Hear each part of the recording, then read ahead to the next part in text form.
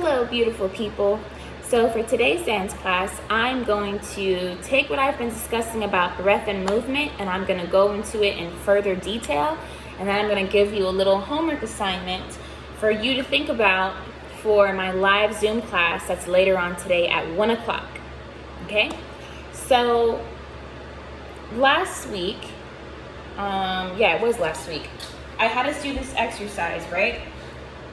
Where I had us place our hands on our rib cage, and I had us practice taking breaths, breathing into one side more than the other, and then using that with a simple movement of lifting and lowering the arm. And I did that so you guys could see the difference with how using breath as an initiation to movement differed from just regular movement, going through the motions and not focusing on the breath so much. So if you guys noticed, when I really focused on using my breath as the initiation to the movement, my movement was more graceful, it was more alive, it felt more intimate, it was more captivating to watch. And my movement was also more sustained. It felt stronger, but also more flexible at the same time. And if you think about it, if you base movement all around the concept of breath, you can't fail with that because breath is life. So the more you learn to focus on your breath and use your breath as the powering force through your movement, the more positive results you're going to see in your dance, or when you're working out, or when you're stretching, any type of movement goal, any type of goal really. The more you focus on your breath, the more successful you're going to be in that movement. Okay, so there's different types of breathing, and for example, you can breathe more into your chest. So when I do that, you can notice that my stomach pulls in because I'm focusing on filling up here with air. Now I can focus on having my breath fill my stomach.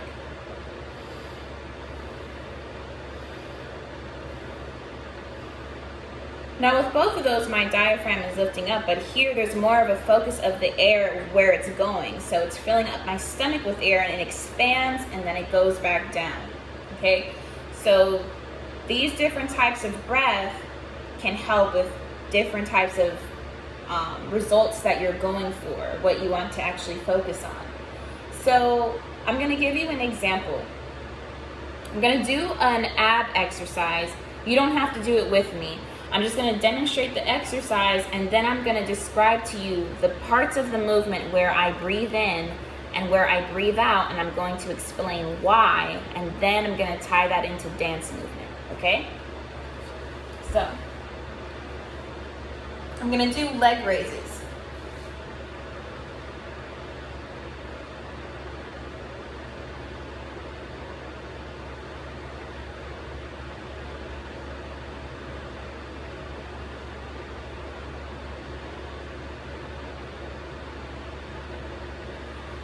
All right, so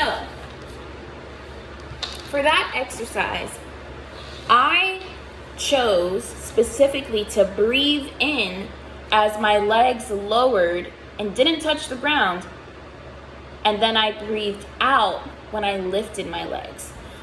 So the reason I did that is because I'm thinking about what part of the movement will require the most work, the most strength, and the most balance. Now, with that abs exercise, you engage the core, and you're working the core when your legs lower and barely stay off the floor, right? So that's the part of the movement where I need the most oxygen to go into my muscles.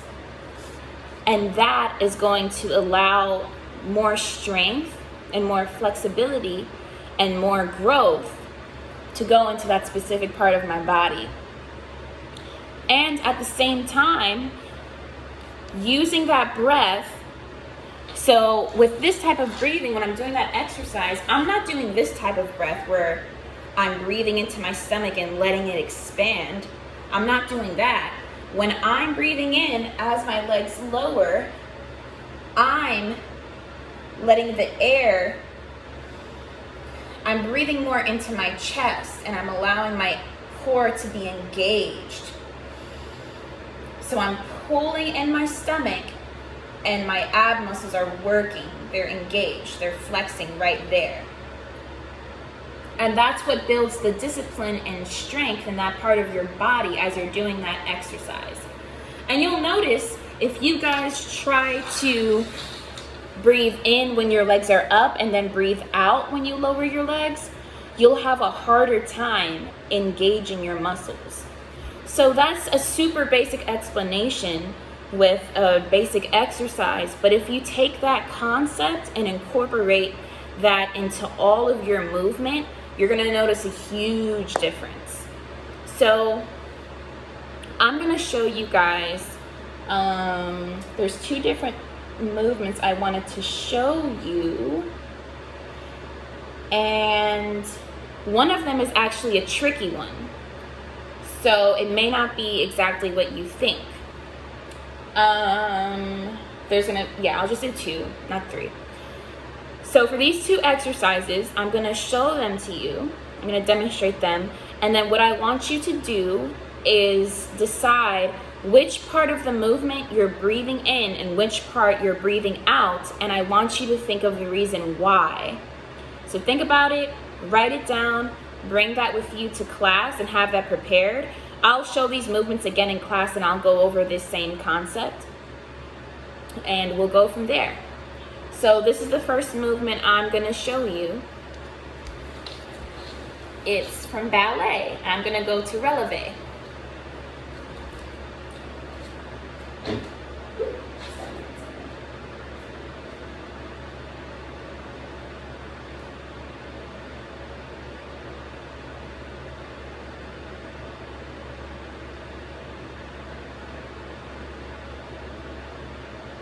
Okay? So that was the first movement. We went up to releve. Now I want you to think, what part of the movement should you breathe in and what part of the movement should you breathe out at? Okay, it's a simple rise and fall. Okay? Now the next movement I'm going to show you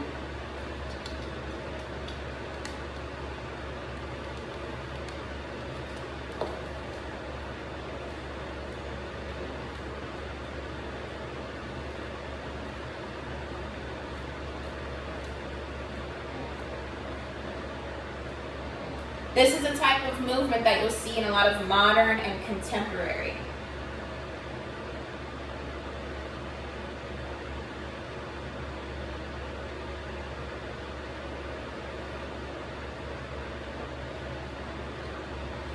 All right, that was a simple contraction.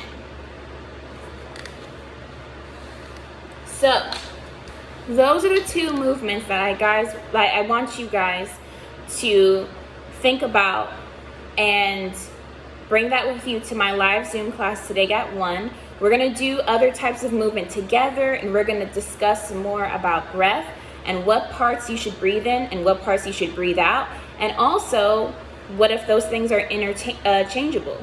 What if you could do either or? All right, you guys, thank you so much. I'll see you later today.